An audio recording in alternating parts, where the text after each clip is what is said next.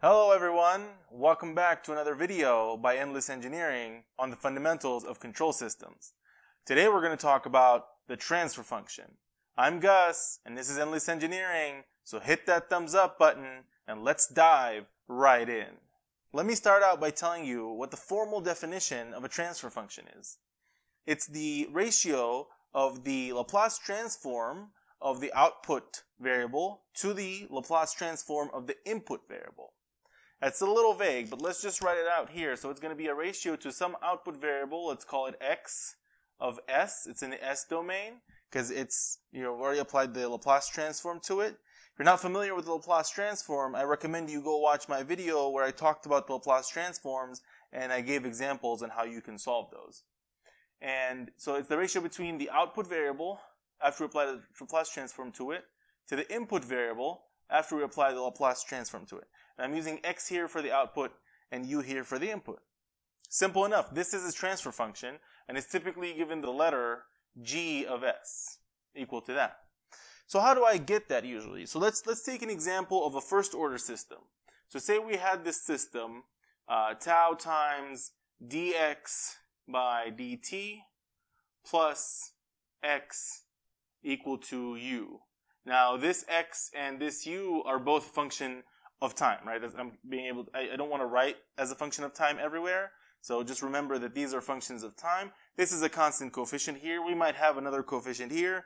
It doesn't really matter. This is just a generic equation for a first order system. And this could represent multiple different things like linear actuators, the flash of a camera. You could also approximate the flow of fluid, inviscid fluid in a pipe, things like that. But regardless of what the system represents, if I take the Laplace transform of this system, what do I get? This is a constant, so it stays constant.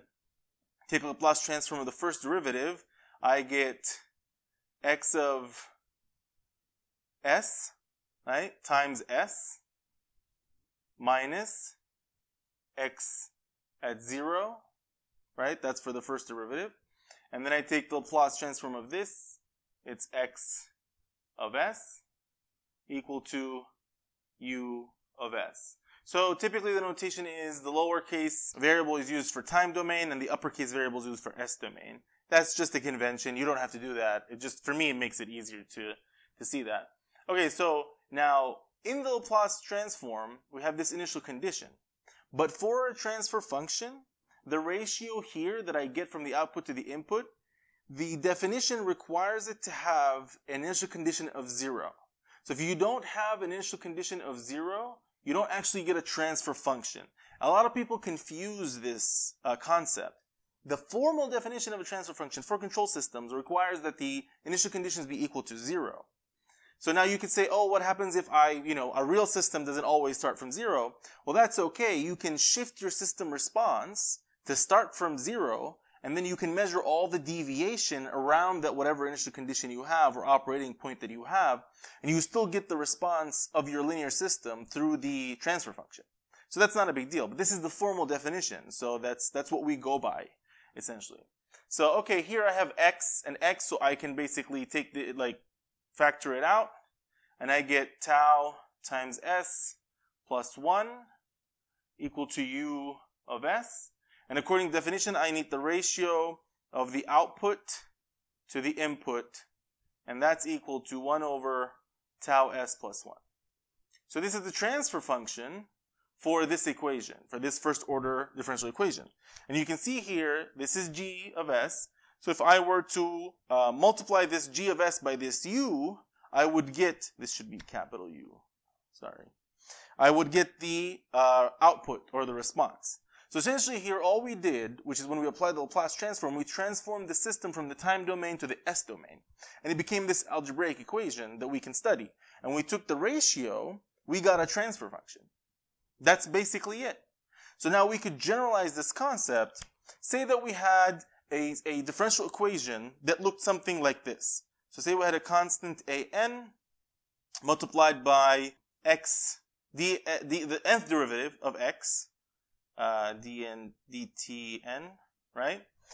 Plus an minus 1 times the n minus 1 derivative of x, dtn minus 1, all the way to So plus plus all the way to a0 times x, right? And that's equal to dot dot dot here, am, the derivative of u, the mth derivative of u with respect to time, and am minus 1, the mth minus 1 derivative of u, dt m minus 1, you get the picture. Go all the way down to a1 u, right? Or a0. Well, let's just, shouldn't have used a. Let's use b, that's okay. So b0. I don't want to confuse this a0 with this b0. So it doesn't matter. These are numbers. These are constant coefficients, right? And if I take the Laplace transform of this and set the initial conditions equal to 0, then I know what the Laplace transform for an nth equation, for an nth derivative is, and for an n minus 1 derivative is.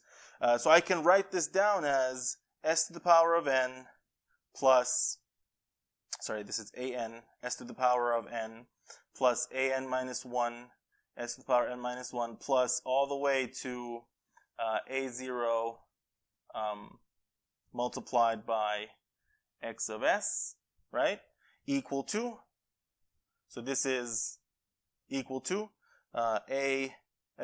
b m s to the m plus b m minus 1 s to the m minus 1 plus all the way, plus go all the way to b0 multiplied by u of s.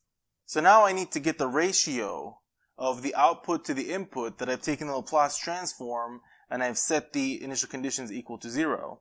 I kind of ran out of space here, so let's write it over here. So if we were to write x of s over u of s, it would be b of m s to the m plus b of m minus 1 s to the m minus 1 plus all the way to b0. This is a whole polynomial. And then we have a of n s of n plus a of n minus 1 s of n minus 1 plus, I'll just put it down here, a0. Also another polynomial. Let me just separate this over here. So this is a ratio of the output to the input, which is based on the definition of the transfer function that dictates that you take the Laplace transform, set the initial conditions equal to 0, and you get this ratio. And this is a ratio of polynomials.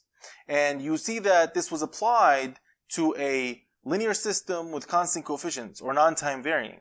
And that's typically referred to as linear time invariant system, or LTI systems. And those are a generalized class of systems that allows us to study a lot of the fundamentals of control systems. And there's a lot of jargon that goes with transfer functions that forms the basis of a lot of the things in control systems. So let's talk about that. The first thing being is that the order of the system is measured by the highest order in the denominator polynomial. So here n is the order of the system. And this is very important because you'll have first order systems like this one, you'll have second order systems like a lot of physical systems, you'll have n order systems. And you'd want to know that order because each one of these orders dictates how the system changes over time, or the response looks like. And that brings me to the name of this denominator. This denominator polynomial is referred to as the characteristic equation. The characteristic equation, or the characteristic polynomial of the system, because it dictates the characteristics of the system response. The other thing is that the roots of the numerator are called zeros. And they live in the complex domain. They are in the complex domain, right? Because S is in the complex domain. And the roots of the denominator are called poles. They're also in the complex domain. right? And why are those important? Because if you look at this, at the zeros, the transfer function value is 0, right? And at the pole, the transfer function value goes to infinity.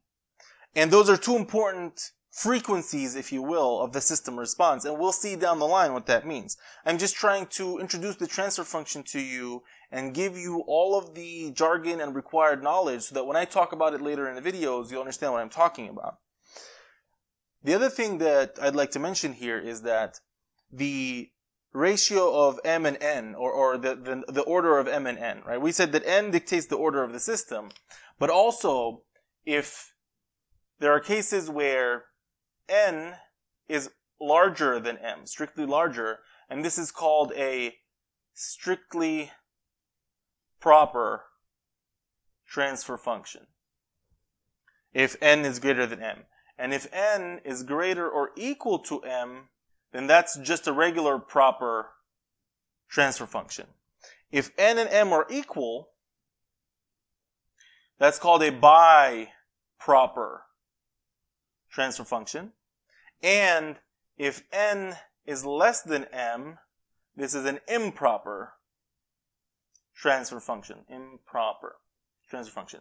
These are not good. We don't like those. You'll see why later on in the videos why we don't like those. They have really bad characteristics. Okay, so let me summarize here what we've talked about. The transfer function, as defined formally, is the ratio of the output variable after applying Laplace transform to it to the input variable after applying Laplace transform to it, with assumption that the initial conditions of the system are 0. We gave an example of a first order system, first order differential equation. We took the Laplace transform, set the initial condition equal to 0, and we got the ratios, and that's our transfer function. Typically, g of s is the symbol used for that. And then we generalized that into an nth order derivative for the output and an mth order derivative for the input. And we took the Laplace transform, set the initial conditions equal to 0. Again, very important. And we got the ratio of the output to the input. And we talked about this polynomial and that its roots are equal to 0. The roots are called zeros. And this polynomial, which is called the characteristic polynomial or the characteristic equation, and that its rules are called the poles, and these are two important frequencies for a transfer function. And we talked about that n dictates the order of the system, and that if n is greater than m, then it's a proper or strictly proper. If n is greater or and equal to m, then it's a proper transfer function. And if n is equal to m, it's a bi-proper transfer function. And if n is less than m, it's an improper transfer function. So this is all you'd need to know about what a transfer function really is and all the control system jargon that goes with a transfer function. So I hope this clears up any misconceptions, or I hope at least it made the concept of what a transfer function is clear to you, because this is a fundamental concept in control systems. And you will see in the future that everything we're going to do for most of the linear systems with classical control theory is going to hinge on what the transfer function is and what it looks like, because it really dictates how the system response is. I hope you've enjoyed this video on transfer functions. If you did, hit the thumbs up button. And while you're there, think about subscribing to the channel. And if you do, hit the notification bell. That way YouTube sends you a notice every time we roll out a new video. Thanks for watching.